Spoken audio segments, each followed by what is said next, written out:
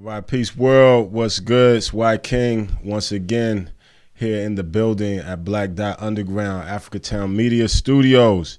We have our guests for today, the ladies of Exclusive Boutique and ladies who hustle.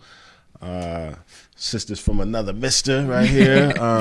Antonesha, Toto Jackson, and Aisa, Ace Thomas. That's welcome. Right. Hey, how are you? Yeah, thank you for joining us and coming in and it's your first time here, right? This is the first time. Yeah, but y'all been making some things happen in the community, in the city, and so we really wanted to get you in and lift that up and talk about some of the issues that are relevant to our community. Thank you. Thank you. Yeah, so for those that don't know, the Exclusive Boutique is you know what? I'm gonna let y'all, get into, a little bit of the story and your stories and how the Exclusive Boutique and Ladies Who Hustle, how that all came about. Okay. I can start. Well, we met in 5th grade. Yep. So we were part of a program called Rainer Scholars. So we met there, summer of 5th grade, and been friends ever since. Both went to Garfield High School together. I went to Howard University after high school, moved to LA for 6 years. And then during that time, we started a business together called Ladies Who Hustle.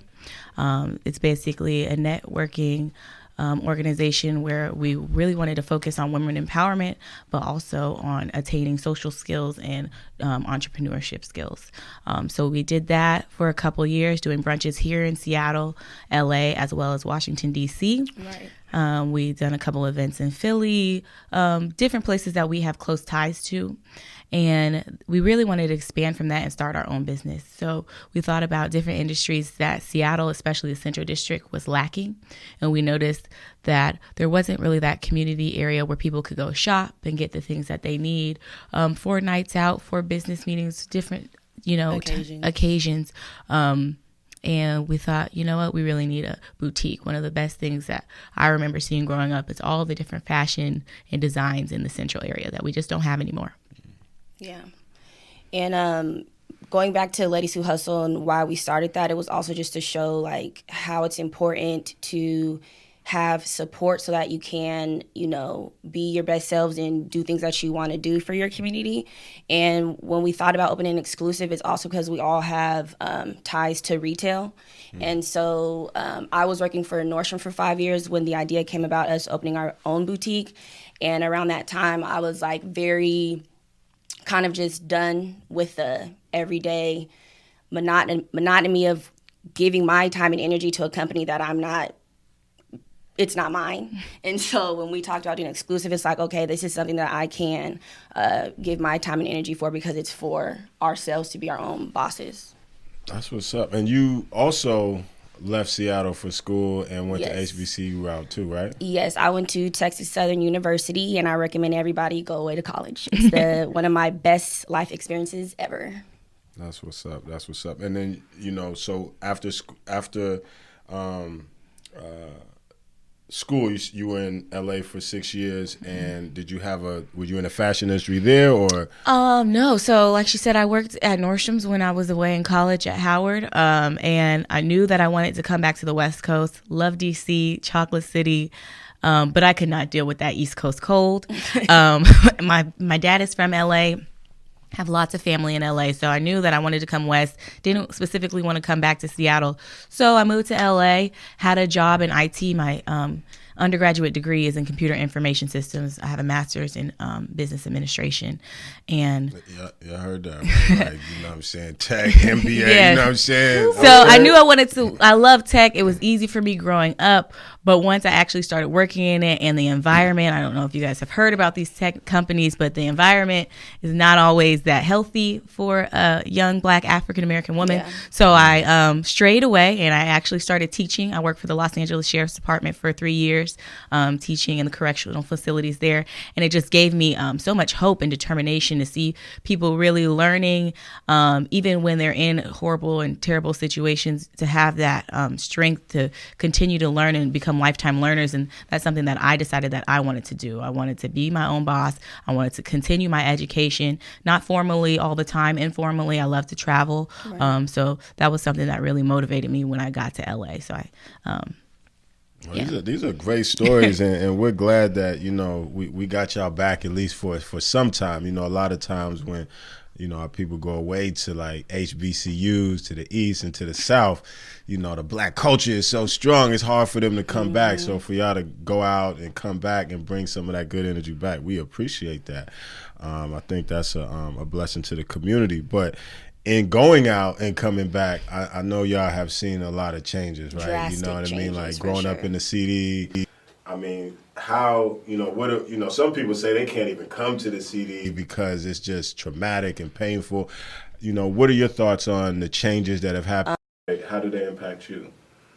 I mean, change is inevitable, but it has been pretty devastating to see the amount of change and gentrification within this community that used to be like just, you know, for us. You know, I went to middle school in the CD. I also went to Mount Zion Baptist Church. So it's like, I don't know. It's just really hard to see all of the changes. It's kind of like, is this even where I grew up? Because it's like they don't even care to keep, you know, the history alive. They just want to wipe out and just change everything. And like, I don't know. It's just a lot to take in. So. Especially like I would come here probably Christmas time, maybe once in the summer. So I didn't really get to see the change that much. Like I would see, oh, that building's going up or this building's going up. But since being back here this last year and just seeing the aggressiveness of the change and, like she said, the disregard for the history, sometimes that can be a little overwhelming, but then it brings me to a point of, this is why I moved back. And this is one of the reasons that I made it a point to have my business in the central area, because I knew the importance. I knew, you know, how the struggle my grandparents had when they moved here from the South, and finding, you know, housing within the red lines of the districts that they were only limited to purchasing. So knowing that history, it made it even more important for me to mark my territory and to make sure that, you know what, I'm going back into these schools and I'm teaching kids about the history of this community. That's great.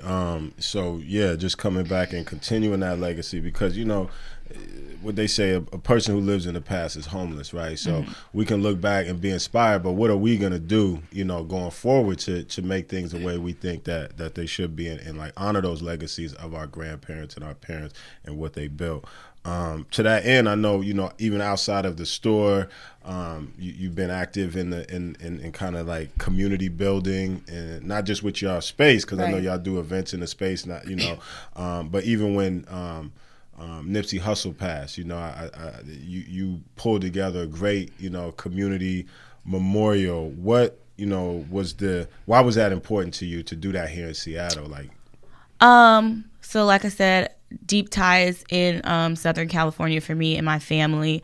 I had the amazing opportunity to meet Nipsey on a couple of occasions. One time at Howard University homecoming, a humble man, but also a man with many talents, and a thinking person, and someone who very much thought outside of himself. And so with his passing, I thought, okay, we can make ourselves martyrs, and we can make this tragedy just be something that we feel, oh, and black man gone, or we can do something about it, and we can create change, and we can, you know, live by his words. And so for me, doing the memorial was something where it was like, he's already going to be immortalized. That we know that just from his music, from his talents, from the things that he's building around the world.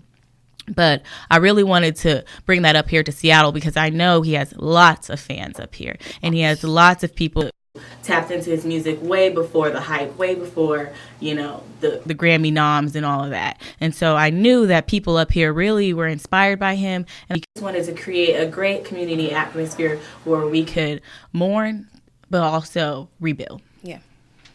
Yeah, that's powerful. I mean, I think for me and for the work that we've been doing with Africatown, you know, in his passing, a lot of the things that he was doing around community development, you know, came to prominence, and some of it was, I think, in very early stages around like the store and buying that and building in the community where they're facing the same issues of gentrification, and just the fact that he also, you know, just in his own life experience, being from East Africa, growing up in, you know, in LA, really represented that connection that, you know, Africatown strives to embrace all of our, you know, our beauty and brilliance, you know, regardless of time or location, and he represented that. What are your thoughts, and to the work that you guys are doing in the community to rebuild, what are your thoughts about really the work of Africatown around developing space for us to still live, to have businesses, and continue the legacy of Black businesses and culture in Seattle? Grateful for sure. I think it's really important to have programs such as your guys's, because growing up, I don't really feel like we had something like this to where we can go get help, you know, whether it's help with businesses or with housing, equal opportunity, things like that. So it's something that's very needed for our generation for sure, and all the generations to come. So grateful for sure. I think it's very vital, especially for like times that we're going through currently. We have to have someone who is in those meetings representing us. You know what I mean? A lot of times people say they have our best interests. And unless they know that community, grew up in that community, and can really understand what the people need, you can't give them what they need. So I feel like in order to, you know, have future housing, have business opportunities, have grants, to know about loans, to get financial information, all of those things that Africatown does, you have to have someone in those meetings with those bigwigs, with those people who are not in touch, who cannot tap into our community, who look at us and say, I see a dollar sign. You know what I mean? We have to have that representation. Yeah, and I think you guys are great representatives. We need to get y'all in some of these meetings, because you guys are the next wave. You guys is on point. So we appreciate that. What, you know, opening a business is not easy. You know, what are some of the challenges that y'all, you know, you faced? I mean, particularly like when we think about, you know, brick and mortar, and, you know, that big company that's based here, they're taking out a lot of folks, you know, Kmart, Toys R Us, Macy's. I mean, people are biting the dust as far as brick and mortar retail. You know, what are some of the challenges, and what made you guys, take on brick and mortar in fashion? I think one of the reasons why we took on a brick and mortar is because since we also do have Ladies Who Hustle, and we go to a lot of spaces for our events, we kind of thought, well, if we own an actual space where we can have, you know, our clothing to be a destination for people to come and visit us, we can also then use it in turn for other events that we want to put on, or that we want to give opportunities for other businesses and brands to, you know, do pop-ups for their merchandise and things like that. So we didn't just look at it like, oh, it's only going to be a boutique. It's like other opportunities we have for that space too. Yeah. We definitely wanted to curate a space that was multifaceted. Definitely for the clothing, we've both worked at big major brands and understand what customer service really entails, and how customers, as much as they're shopping online, they also want to have a good customer service experience. So if they can come in for a pop-up shop, if they can come in and try on their clothes, if they know that there's a location where they can go do a return, that's something that is I'm always grateful for a sales representative or somebody that I can support, whether it's a small business owner and I know, okay, if I'm going to go get a cake, it's going to be from this person. You know what I mean? And I know that person, and I know where that money is going, versus going to these large and major corporations who have these terrible histories of takeovers and et cetera. Right. I would much rather put my dollar somewhere like that. And it also, like Aisa said, curating these events, allowing people to use our space, that's very important for us, especially in a time where in the Central District, they don't have too many spaces like that. Yeah. Wow. So, you know, some of the research that we've done around, you know, how do we make this Black Wall Street Africatown model happen is like around retail. And what we found is that the future of retail is not just online and not just brick and mortar, but the brick and mortar is like a destination. So you hit right. So y'all is right on point with, you know, what it is, you know. And it sounds like you have found a successful business model without giving away all the sauce. What are some of the keys to success? You know, I know you guys are coming up on 1 year anniversary. Congratulations! Thank you. You know, what has been some of the key ingredients? You know.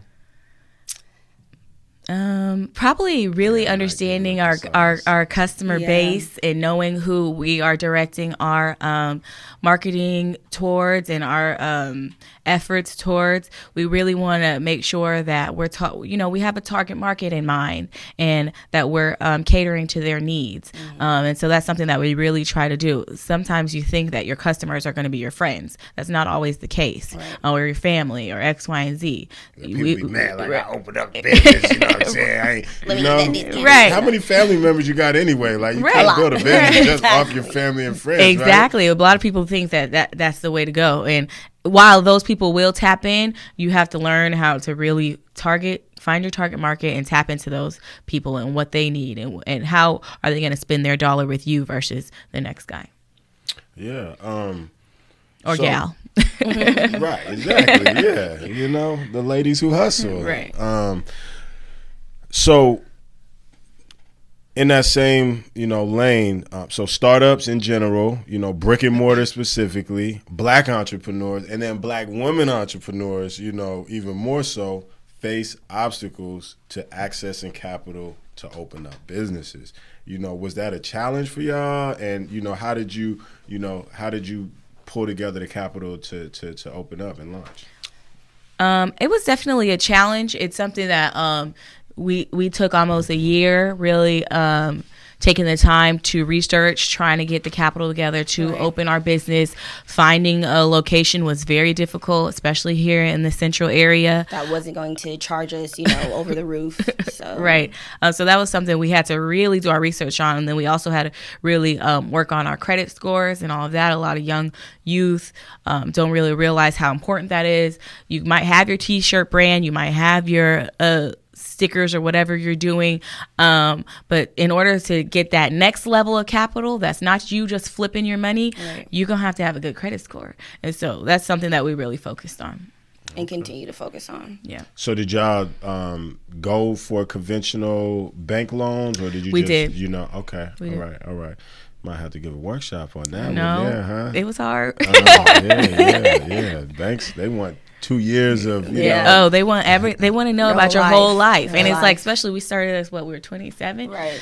27 is like I only have this much window of life and credit, you know what I mean? And so it was definitely difficult. They want the business to be open 2 years before they give you, well, how do I get open if you don't give me the money to open? Yeah. So you guys are in the legacy of, many entrepreneurs in the city, black entrepreneurs. Some of those that I remember growing up was like Charco's on 23rd and Jackson, where the old flower shop was at. Obviously the late D. Charlene, her boutique, Madison, Urban Threads, and then later Torre Apparel in the Promenade. Were you guys, you kind of touched on this a little earlier, who were some of the people that, inspired you to open up and continue the legacy? I mean, all of those. Yeah, for sure. Definitely went to go get my homecoming outfit at the Promenade, trying to get hoops. I needed my shirt spray painted or my shoes from Moe's. So, So I definitely looked up to all of those guys. As Earls, for sure, D. Charlene. A lot of people really just had Catfish Corner, just these different businesses where you could establish a community, establish a friendship, and really see how they're really hustling to get their materials, to make sure the quality of their products were good. And so that was important to them. So that was also important to me to make sure that I was patronizing those people. And they pretty much showed us that we could do it too. I'm more familiar with Moe's because I lived in the south end of Seattle. I didn't move to the city to live out here until about 2005, and so he's just always been at the Promenade. And now, even though they tore it down and they're building some more multifamily homes and stuff, he at least carried his business back to the south end. But at least he still has his business. He didn't completely let them take him down. So. Definitely. Shout out to Mo. And, you opened up in the fashion industry, you know, and we know that black people, particularly black urban America, you know, are some of the are the best brand makers, right? Yeah. Trendsetters and consumers, but we don't capture, you know, a lot of our dollar, right? What are your thoughts on how that can change, and just maybe the state of black lifestyle, entrepreneurship, retail, et cetera? Because there is a wave of, you know, buy black and things of that nature, and I see a lot of people coming with their, you know, with their lines, their T-shirts and stuff. What are your thoughts on, you know, just the trends, what's happening, and how we can push that forward? I'm here for it. Definitely want to tap into it. We have a local brand in our store, the SBK. So we sell the Central District T-shirts. We really want to get some more local black designers in our store. I mean, that's what it's here for us to curate black businesses, for us to help support black businesses while also supporting ourselves. And as far as the wave, it's always been a wave. We're stylish people. Like, I've been to Africa. I've seen the gold, the diamonds. I've seen the fabrics, the textures, the clothes. We're popping. And when people see that, they want to emulate. They want to be like us. And so for us, we really want to support black businesses and black brands, and, you know, make sure that we're building those things. It's hard when there are huge corporations that people shop online, and we know that they're getting their the capital, they can, you know, get the knockoffs. Right, they get the knockoffs, and they get all of the child labor and stuff from Asia and all the cheap fabrics. And so what we really, especially for exclusive, is we take our time to buy our products. We know all of the manufacturers that we go through. We've tested it ourselves. I'm wearing exclusive right now. Like, we tested it ourselves. We make sure that everything that we put our hands on and we give to our customers is something that we would want. We wear ourselves. Okay, that sounds about right. And for people that are putting their lines together, you know, what are some tips that you can, you know, because, you know, it's different levels still, you know, and different quality and different things. So what are some tips that you can give to someone who wants to get there? And I'm sure there's a bar and a threshold to get into the exclusive boutique. Yeah, I would say really focus on your brand, focus it on your branding, and how you're marketing yourself. Also, it's trial and error, so don't feel like you can't do it if it's like not perfect when you start. Like, it's going to take time to get your brand to where you want it to be. I mean, it's been a year. We've changed our labels twice already for our brand. So, you know, sometimes you're going to have to remarket yourself. You might have, we started with this cotton T-shirt that was a cotton blend. Right. Now we can finally afford to get this new other T-shirt that's a lot better, higher quality. Oh, does that mean that I'm going to have to mark up my T-shirts by $2? Yes. You might have to. You know what I mean? You have to really understand that this is all something, and your customers are going to change, and you need to target your market based on that. Yeah. Cool. We talked about the changes in the CD earlier. You know, one of the reasons is because, you know, the costs are going up, but, you know, according to, like, you know, recent statistics that we all know, but when you see it in visual, just like that much more clear, the income gap, you know, and blacks not lack of participation in the economy. What are some of your thoughts about that, and how should we be moving to, you know, really elevate and change our position? We kind of just have to come back to our community. Like, you know, you go away to college, you get your degree, you get your career going out there, and then you're like, okay, well, now I'm just going to stay out here because it could be cheaper living or just more job opportunities. But it's kind of like, you know, bring back, you know, what you've learned to your community so that we can all get there too. So I think it's just important, like, if we ever want to see ourselves back with, you know, how the city used to be, we just have to come back.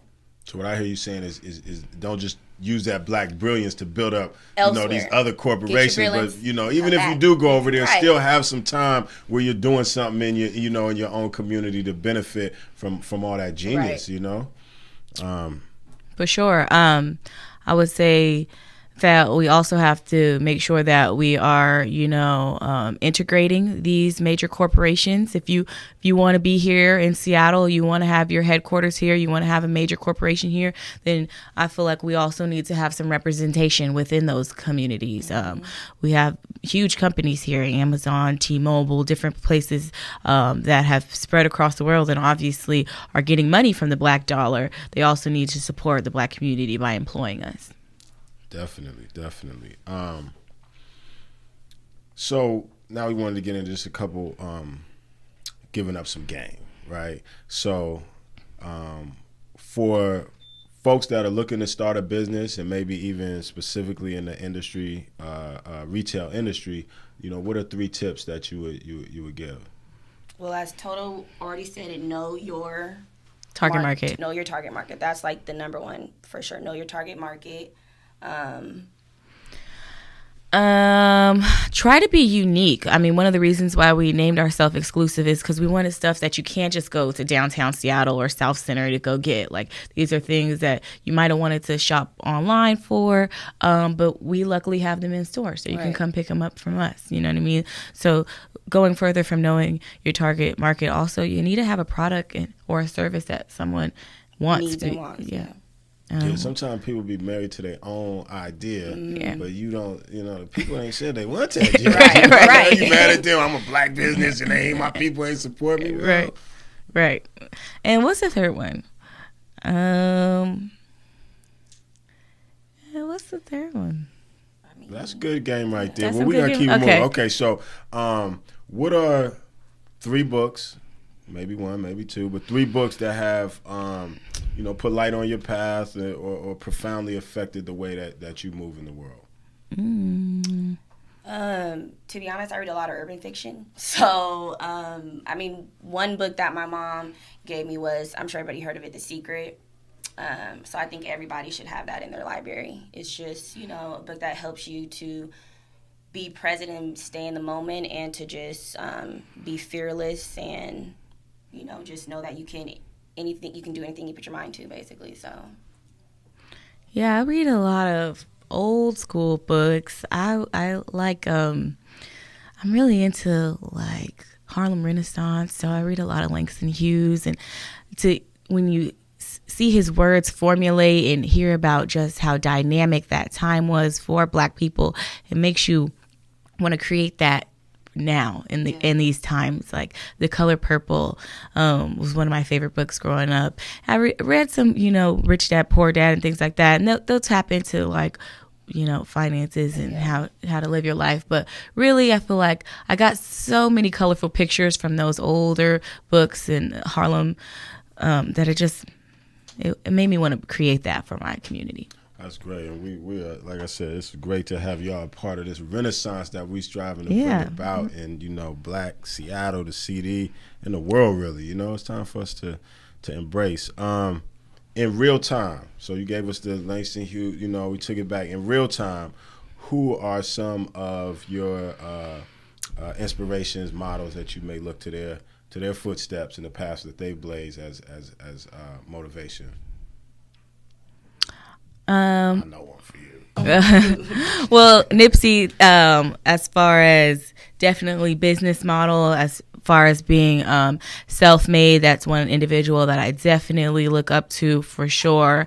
Another role model of mine is Miss Tracy Ellis Ross.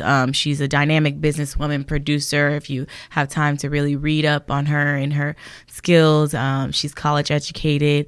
Just a lot of things that I really admire about her. Yeah, mine is cliche. It's my mom. Mm-hmm. I chose her as somebody that I look up to because she's a single mother who raised 5 kids. She put them all through college. They all have their own prospering careers. She's also the director of a hospital now. She's in the works of trying to have her own practice specifically for African American health. And so I just look up to her because she was just able to still accomplish her goals despite, her adversities of being a single mother or, working 12-hour shifts, 20-hour shifts and stuff at the hospital to support her family. So, dear mama, get it done. Mama, for sure. That's great. Anyone else? My grandfather, Frank White, rest in peace. He actually owned his own tax business in the South and called M&M Income Tax. And so I grew up under him as well, helping him during the tax season, which can get very hectic. So I definitely looked up to him and the business that he had growing up too. So you're, legacy, keeping that legacy lit for entrepreneurship in the family. That's great. Lastly, any good podcasts, blogs, YouTube channels that y'all follow to be on point? Yeah, I definitely want to shout out Black in the City. I love them. Those are my girls. They support exclusive, so check them out. There's some Seattle / Tacoma based podcasts. Who else do I watch? We also kind of keep up with Up and Up podcast. They highlight local entrepreneurs and businesses too. Yep. So cool. And lastly, you guys got a big celebration. 1 year, your first birthday coming up. Let the people know about that, where the location is, how they can get in touch with you online. Our website is givemeexclusive.com. You can also follow us on Instagram, Give Me Exclusive. We are celebrating our 1 year anniversary by throwing a fall fashion show. Yeah, we're actually doing it locally in the CD. It's going to be at Wanawari. I don't know if you guys have heard about them, but they curate a lot of dope art in the central area. So we got some lovely vivacious models that we're going to have out there. So come support us. We're going to have a lovely fashion show. It's going to be networking. We always throw in that networking portion because we want people to get game and give game, hand out those business cards, and then also support exclusive. And social media handles? Personal social media handle, Ace Be Chillin' on Instagram. And mine is Todo Los Dias. Did y'all shout out the business handles? Yeah, Give Me Exclusive. Oh, Give Me Exclusive. I missed that one. All right, so it's been good. So good that we went over time, but it's all right. We got the 2 for 1 today. Thank two you. powerful sisters on the rise in our community. That's a wonderful thing. Y'all know what it is. Tap in, don't tap out. Peace. Peace.